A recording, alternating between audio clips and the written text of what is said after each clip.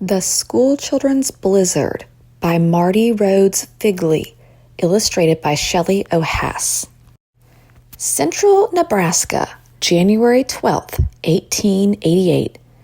Sometimes little sisters are trouble, thought Sarah. Like this morning. Sarah and her sister had walked halfway to school. Then Annie said, "I forgot my lunch pail." "Why don't I share my lunch with you?" asked Sarah.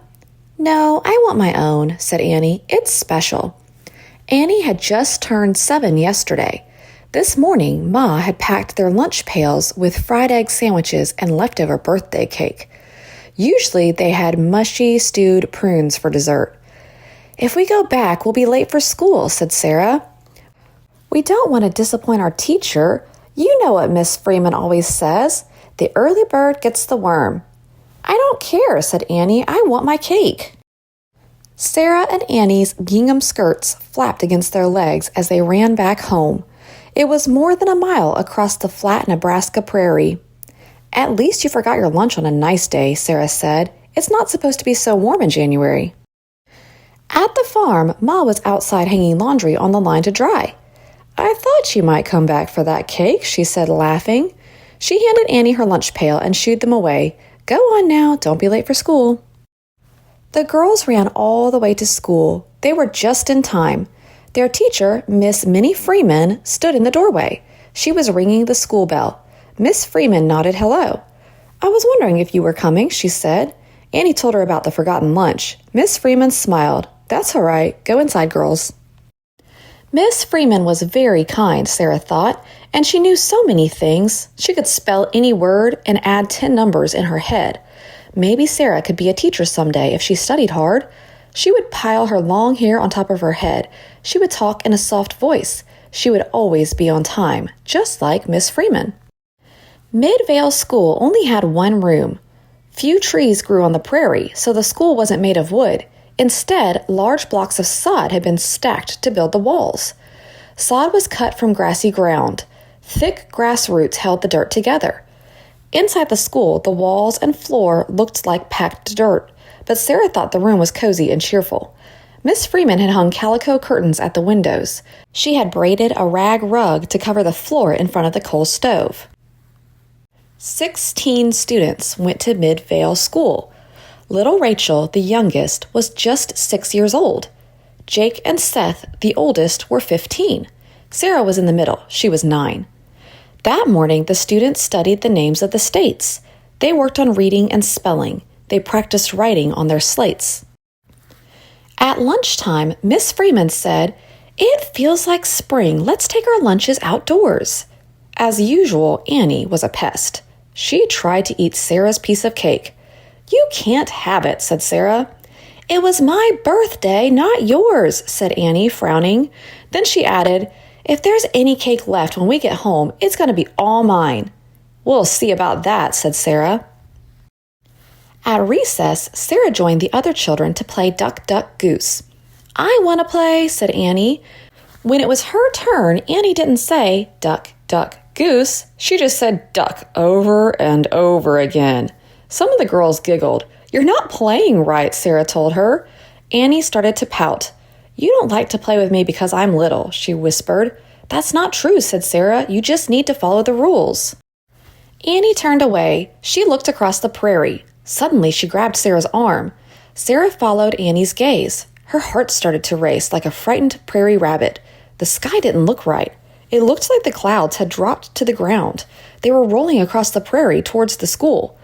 And they were moving fast. The wind turned cold. It began to roar like a freight train. "Get inside," yelled Sarah. She pulled Annie toward the schoolhouse. Miss Freeman rang the bell with all her might. "Come, children, quickly!" When the children were all safe inside, Miss Freeman slammed the door. She fastened it tight. The students huddled by the stove. The room was getting colder every minute. Sarah began to shiver. Everyone looked frightened, even Jake and Seth. Sarah had never seen them scared of anything. "We have plenty of coal for the stove to keep us warm," said Miss Freeman. "We'll be fine until the storm ends." Sarah rubbed her icy hands together. She hoped her teacher was right. The wind howled like a pack of wolves. The windows started to rattle. Crash! The door burst open. Swirling snow blew into the school. Miss Freeman tried to push the door shut. The wind had broken its leather hinges. Jake and Seth fixed the hinges, but the door blew open again. Rachel started to cry. The boys found a hammer and nailed the door shut.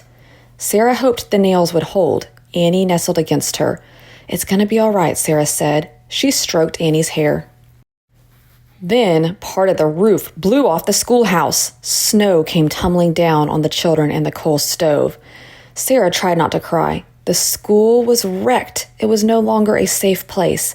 If they stayed there, they might freeze to death. If they left, they might get lost in the blizzard. They might be buried by the deep snow. What would they do? Miss Freeman was yelling. Sarah could barely hear her above the roaring wind. "We'll walk to my house," said Miss Freeman. "It's only half a mile away." "I can't," said Annie, sobbing. "I'm cold. I want Ma. I want to go home." Sarah felt the same way. Then she looked at her teacher. Miss Freeman looked back calmly into Sarah's eyes. Sarah tried to smile. She would be brave, just like Miss Freeman. Miss Freeman lined up the children. She tied them all to a long rope. Sarah made sure she was next to Annie. "We can do this, children," Miss Freeman said. "The rope will keep us together. I'll lead the way." They climbed through the window and stepped into the knee-deep snow. Jake stayed at the back to help Annie and Rachel. Miss Freeman yelled, "Don't be afraid! Follow me!" The blizzard surrounded Sarah like a whistling white wall. She staggered blindly through the drifts. Her eyelids felt like they were freezing shut. She held on tightly to the stiff, frozen rope. "Are you there, Annie?" she called. "I'm still here." Annie was right behind Sarah, but her voice sounded far away. 1,000 icy needles blew against Sarah's face. She trudged on. The snow was almost up to her waist. "Keep going, children," Miss Freeman shouted. "One step at a time." It seemed like hours went by. The cold wind yanked the breath right out of Sarah's throat. The snow piled higher and higher. Surely they had walked half a mile already. Sarah's feet felt like 2 ice blocks. Her legs tangled together in her skirt. She stumbled and fell into the snow. She was so tired. Maybe she could just rest for a while. "Get up," someone yelled. "We don't want to go too slow. The early bird gets the worm." It was Annie. Her small hands helped pull Sarah up. Then Annie pushed her ahead. Sarah felt tears freeze on her cheeks. Annie wouldn't let her quit. At last, they reached Miss Freeman's house. Sarah and Annie stumbled into the parlor with the other children. A toasty fire warmed the room. "I'm so proud of you," said Miss Freeman as she hugged each child, even Jake and Seth. Sarah knew they were all safe because of Miss Freeman. Later that evening, the blizzard ended. It was too dark to go home in the deep snow. Sarah and Annie rested on the sofa in front of Miss Freeman's fireplace. Wrapped in blankets, they sipped warm milk. Miss Freeman said that tomorrow morning, Ma and Pa would be able to bring the wagon. Then they would go home. Annie whispered, "I hope Ma saved some birthday cake for us." Sarah hugged her. "You were so brave today, Annie. If there's any cake left, it's all yours. You deserve it." Afterward, Sarah and Annie were not real children, but it is true that on January 12th, 1888, a deadly storm blew across the central United States. Prairie families didn't have radios or televisions to warn each other of the danger.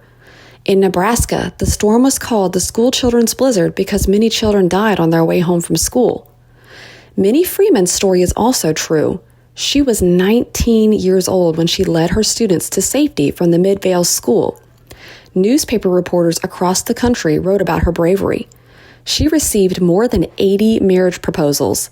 A song was written in her honor. Nebraskans never forgot the Schoolchildren's blizzard.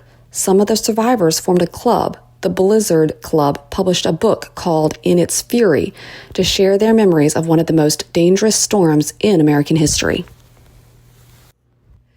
Make sure to like and subscribe to be notified when we add more good, clean stories for kids to our Storytime adventures.